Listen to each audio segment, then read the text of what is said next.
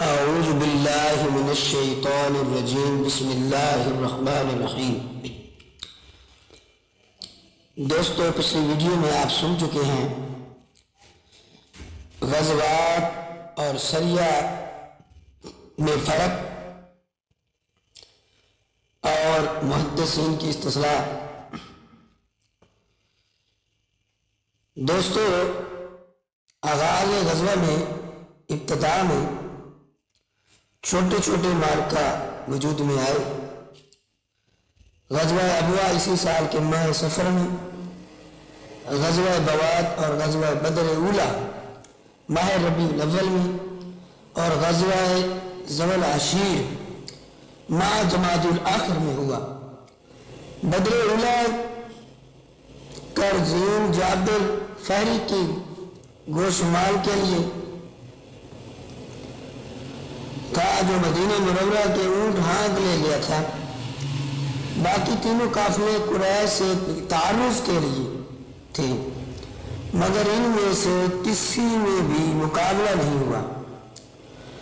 غزوہ ذو العشیر کے بعد ماہ رجب میں حضرت صلی اللہ علیہ وآلہ وسلم نے اپنے پھپھی زاد بھائی حضرت عبداللہ بن جحش رضی اللہ تعالیٰ عنہ کو 8 یا بقول بعض 12 مہاجرین کے ساتھ جمعیت کے ساتھ نخلہ کی طرف روانہ کیا۔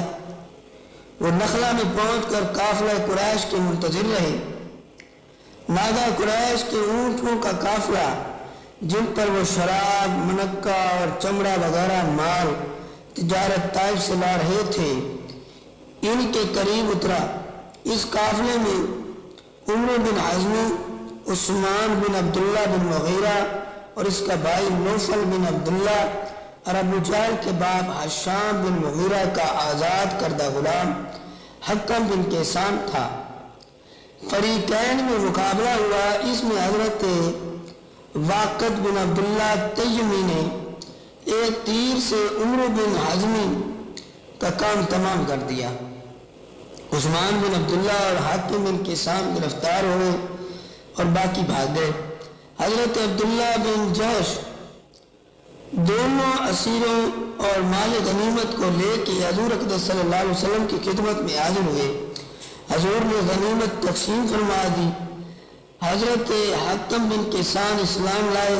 عثمان بن عبداللہ کو چھوڑ دیا گیا، وہ مکہ میں چلا گیا اور کفر پر مرا۔ اسی سال ماہ شعبان میں ماہ رمضان کے روزے فرض ہوئے اور ماہ رمضان میں غزوہ بدر ثانیہ وقوع میں آیا۔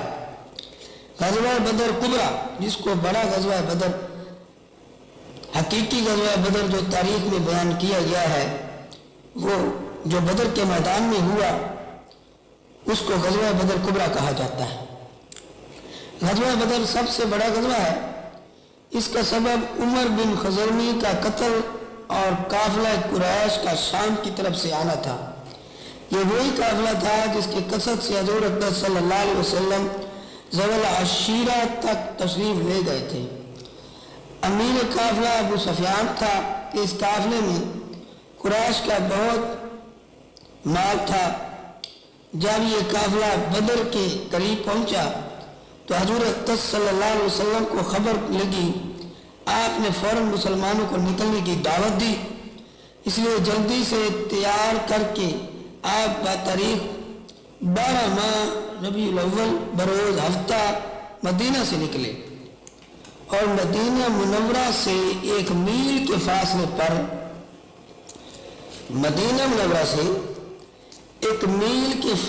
پر ابی عتبہ لشکرگاہ مقرر ہوا، وہاں پہنچے۔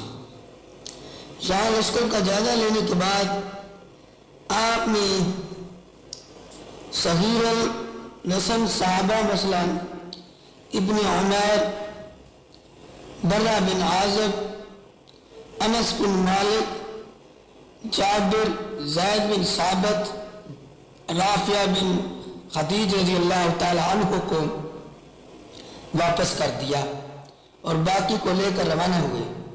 حضرت سعد بن ابی وقاص کے بھائی عمیر، جن کی عمر 16 سال کی تھی، हजूर अक़दस सल्लल्लाहु ताला अलैहि वसल्लम से आंखें बचा रहे थे, क्योंकि इनको शहादत का शौक था, मगर डर था कि कहीं वापस न कर दिए जाएं।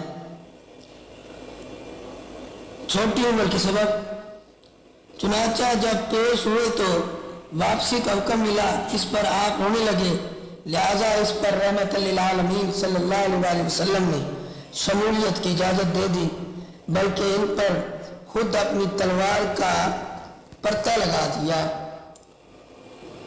जंग का हकीकी मंजर अगले वीडियो में बयान किया जाएगा।